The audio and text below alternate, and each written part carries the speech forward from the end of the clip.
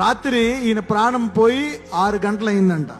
కానీ ఈయన ఆత్మ వేరే లోకంలోకి వెళ్ళి, ఏంటి నేను చచ్చిపోయాను, మరణం నా పాదాల కిందకు ఉండాలి కదా అని ఎప్పుడైతే అన్నాడో మళ్ళా ఆత్మ శరీరంలోకి వచ్చి జీవించాడంట. నటు తిరగండి, చేతులు పైకి ఎత్తండి అలాగా. హల్లెలూయా. ఓరి ఎంతమంది గొర్రెలు ఉన్నారో మన రాష్ట్రంలో అనుకున్నాను. ఎంతమంది గొర్రెలు ఉన్నారా, ఆశ్చర్యం వేసింది నాకు. అంటే ఈ లెక్కన మీ అందరి గిన్నెలు నిండి పొర్లుతాయన్నమాట. హల్లెలూయా. అయ్యి బాబోయ్, పిచ్చి బాగా ముదిరిపోయిందిరా మీక. 11:30 గంటల టైంలో నేనేం చేశాను, పడుకుని ఉన్నప్పుడు నా ఆత్మ చేసిన ఒక దోత వచ్చి నా ఆత్మ తీసుకెళ్ళిపోతుంది, పరలోకానికి వెళ్ళిపోతుంది. అప్పుడు నేను అంటున్నా, ఏమంటున్నాను, అయ్యా నేను ఎక్కడికి తీసుకెళ్తున్నావు, ఎందుకు తీసుకెళ్తున్నా, నన్ను విడిచిపెట్టయ్యా. అప్పుడు ఏమైంది?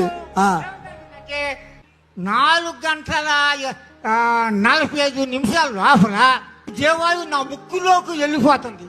ఎప్పుడైతే ముక్కులోకి వెళ్ళిపోతుందో అప్పుడు నాకేం చేస్తుంది, శ్వాస వచ్చి యేసయ్యా. ఎవరురా నువ్వు, ఇంత టాలెంటెడ్ ఉన్నావు?